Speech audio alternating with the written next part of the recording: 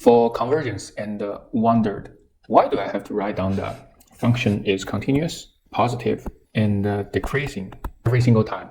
If you break one of these three rules, the entire integral test completely collapses. Let me show you why. First, let's quick recap what the integral test actually is doing. We want to know if an infinite series converge or diverge. To figure this out, we borrow a tool from continuous math, the integral. So to help you to memorize these three conditions, you should build a vision graph in your mind. This red line is the fx, this blue line, or the blue rectangular, refer to the series.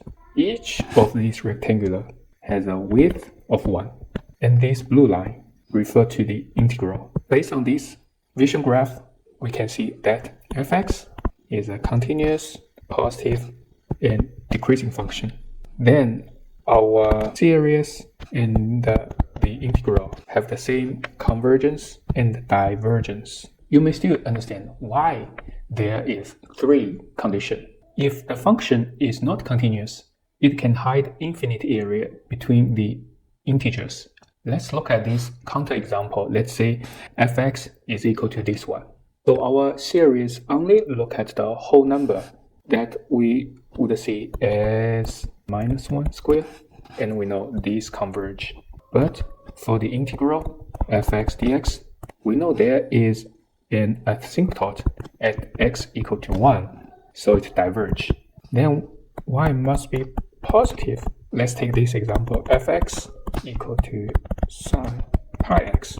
Again, for the integral series, we know n equal to 1, 2, 3, and on this integral number, that sine pi n is always equal to 0.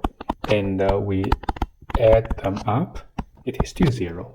But when we take the integral of sine pi x dx, it is equal to cosine pi x. And for the cosine pi x, the shape goes up and down. It does not converge. Y must decreasing. And imagine this function, fx equal to the e power of negative x sine pi x. So this is the white line of this function. And for each whole number at 1, 2, 3, 4, we get the value of fn is equal to e negative n. And the series of this function would add it up on this line. It would converge. Let's look at this line. For the sum of fx dx, it calculates the area above this curve. It jumps up and down, and this curve would keep increasing. And this curve diverges, obviously.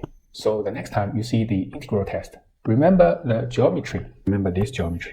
You are building rectangular on the slide. The slide must have no breaks. Stay above the ground and only go down. If this version explanation helped it finally click for you, drop a like, save this for your next calc exam, and let me know in comments what math concept you want to see visualized next time.